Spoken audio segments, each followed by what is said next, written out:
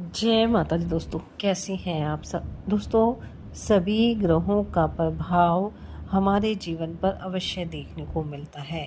ग्रहों के प्रभाव के कारण ही हमारे जीवन में सुख और परेशानियां दोनों ही आती जाती रहती हैं।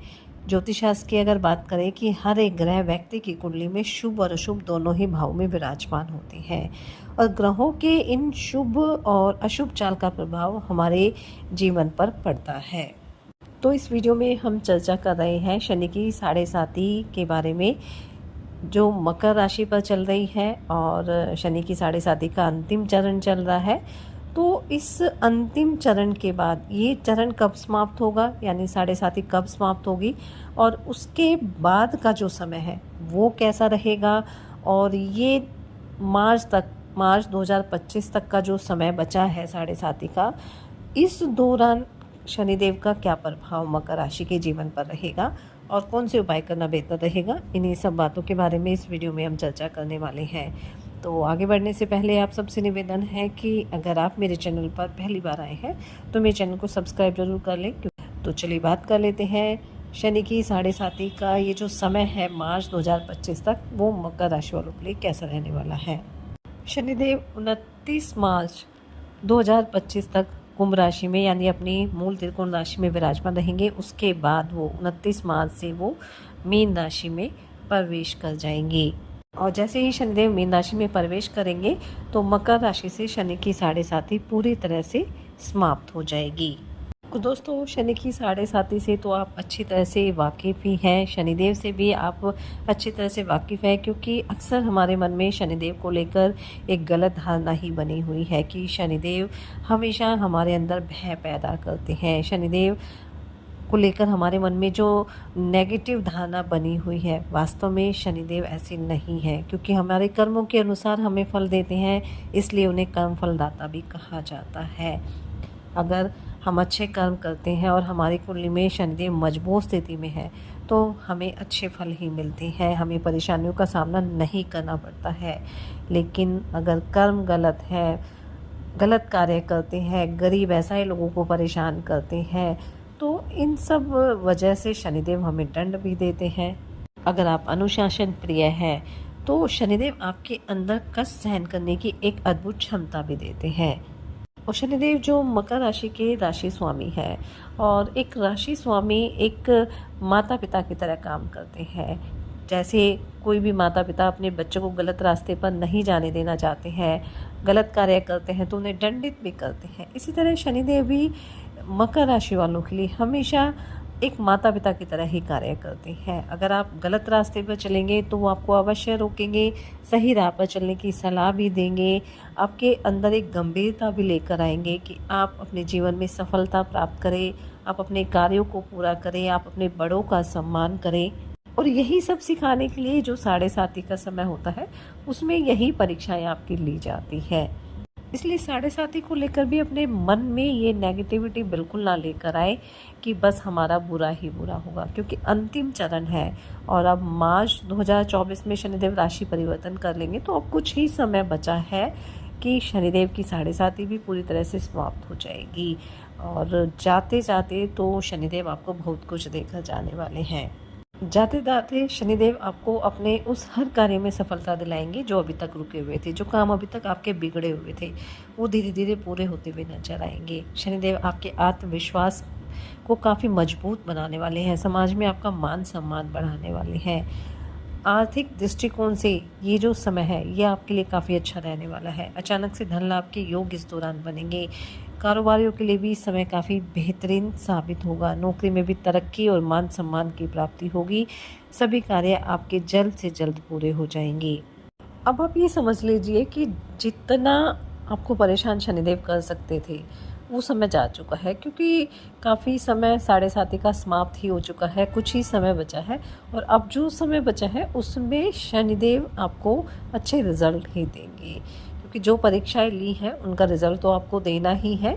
शनिदेव को बताना है कि आपने कितनी मेहनत की है, आपने कहाँ क्या गलती की है, कहाँ आपने सुधार किया है, तो ये सब चीज़ें अब आपको रियलाइज़ भी होंगी। जहाँ इस साढ़े साती के दौरान आपने खुद को इतना कमज़ोर बना लिया था कि ना ही कोई निर्णय ले पाते थे, ना ही आप किसी कार्य में आगे बढ़ पा रहे थे। आपके मन में ये धारणा बन गई थी कि अभी तो मेरे साथ कुछ अच्छा नहीं होगा। तो धीरे-धीरे ये जो धारणा है आपके अंदर वो समाप्त होगी। आप खुद के अंदर एक अलग आत्मविश्वास को महसूस करेंगे। आपका मनोबल जो है वो काफ़ी मजबूत रहेगा और कुछ करने की इच्छा आपके अंदर आएगी कि अब मुझे आगे बढ़ना है, कुछ नया करना है। और आपको ये भी महसूस होगा कि शनिदेव भी आपके साथ हैं। नौकरी के लिए प्रयासरत थे, नौकरी में ट्रांसफ़र के लिए प्रयासरत थे, तो कोई बड़ी खुशखबरी इस दौरान आपको सुनने को मिल सकती है। कारोबारियों के लिए समय अच्छा रहेगा, धन आगमन के नए-नए सोर्सेज़ मिलेंगे और अगर समझदारी से काम करेंगे तो अच्छा खासा धन लाभ भी इस अवधि में आपको हो सकता है। विद्यार्थियों के लिए समय काफ़ी शानदार साबित होगा, खास तौर से जो उच्च शिक्षा ग्रहण कर रहे हैं, रिसर्च के क्षेत्र से जुड़े हुए हैं, खोज करना चाह रहे हैं, पीएचडी करना चाह रहे हैं, शोध कार्य से जुड़े हुए हैं, तो उन्हें इस दौरान बड़ी सफलता प्राप्त होगी। एक गोल्डन पीरियड उनके लिए रहने वाला है। धन का आगमन तो अच्छी तरह से होगा ही, साथ ही साथ धन संचय कर पाने में भी आप सफल रहेंगे। आप अपने घर परिवार की ज़रूरतों को भी पूरा करेंगे और साथ ही साथ धन का संचय भी आप कर पाएंगे, जिससे आपका जो भविष्य है वो भी काफ़ी सिक्योर हो जाएगा। और जैसा कि आप सब जानते हैं कि शनिदेव कुंभ राशि में है और मकर राशि के दूसरे भाव में, धन भाव में है, जिसे वाणी का भाव कहा जाता है, घर परिवार का, कुटुंब का भाव भी कहा जाता है। तो कहीं ना कहीं जो एकजुटता की कमी थी घर परिवार में, रिश्तेदारों में, अब आप देखिए उसमें सुधार होगा। सभी लोग एक दूसरे के करीब आएंगे, एक दूसरे का सहयोग करते हुए नजर आएंगे और आपकी वाणी में भी काफ़ी बड़ा बदलाव देखने को मिलेगा। जो वाणी कठोर हो गई थी, जो एक नेगेटिविटीज़ में थी, अब आप देखिए कि आपकी वाणी मधुर रहेगी। आप सबसे अच्छे से बात करना चाहेंगे। ऐसा नहीं है कि उस समय आप जानबूझकर ऐसा कर रहे थे, क्योंकि शनिदेव की इस साढ़े साथी की वजह से एक नेगेटिविटी आपके अंदर आ गई थी। कोई कार्य सफल नहीं हो पा रहे थे, मेहनत में कमी हो गई थी। तो अब कहीं ना कहीं अब इस समय में बदलाव होने वाला है। वाणी मधुर रहेगी, सफलता आपको मिलेगी। धीरे धीरे आपके कार्य बनने शुरू हो जाएंगे। जो भी योजनाएं रुक गई थी उनमें फिर से वृद्धि देखने को मिलेगी। जो जातक बेरोजगार है, बेरोजगार के लिए काफ़ी लंबे समय से प्रयासरत है, सफलता नहीं मिल पा रही थी, तो अब उन्हें रोजगार मिलने की संभावना रहेगी। खुद का कारोबार शुरू कर सकते हैं, कोई व्यवसाय शुरू कर सकते हैं, नौकरी आपको मिल सकती है और अच्छी खासी तरक्की के प्रबल योग आने वाले समय में बनने वाले हैं। और सबसे अच्छी बात रहेगी कि घर परिवार आपके साथ खड़ा रहेगा।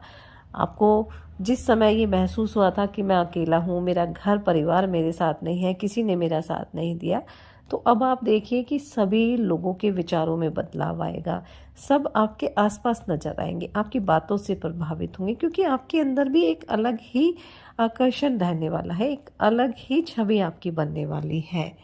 बस इस बात का ध्यान रखिए कि अगर सफलता मिलती है, आपके पास धन अच्छे से आता है, तो अपने ऊपर अहंकार हावी नहीं होने देना है। ये सोच के चलिए कि जो कर रहा हूँ अच्छा ही है, सभी के साथ मिलकर चलिए। आपके पास अच्छी खासी मात्रा में अगर आपकी सामर्थ्य है तो गरीबों की सहायता कीजिए, जिस तरह से भी आप कर सकते हैं, लेकिन कोई भी घमंड अहंकार अपने ऊपर हावी ना होने दे और अपनी दिनचर्या को संतुलित करके चले। एक्टिव रहेंगे तभी कार्यों को पूरा कर पाएंगे। सभी के साथ एक सामंजस्य कायम करके चले, चाहे जीवन साथी है, चाहे प्रेम संबंध है। हर समय आपको सभी का सहयोग भी करना है, सभी का सहयोग भी लेना है, तभी आप अपने जीवन में आगे बढ़ पाएंगे और शनिदेव आपके साथ रहेंगे।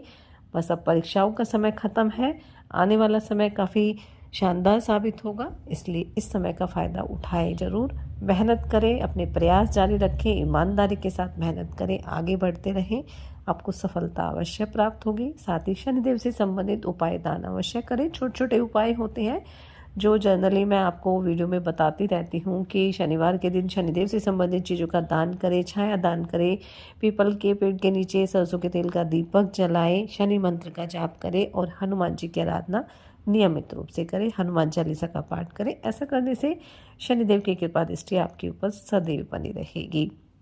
साढ़े साथी का ये आखिरी समय जो है, ये कुछ माह है, आपके लिए बेहतरीन साबित हो, इसी मंगल कामना के साथ जय माता दी।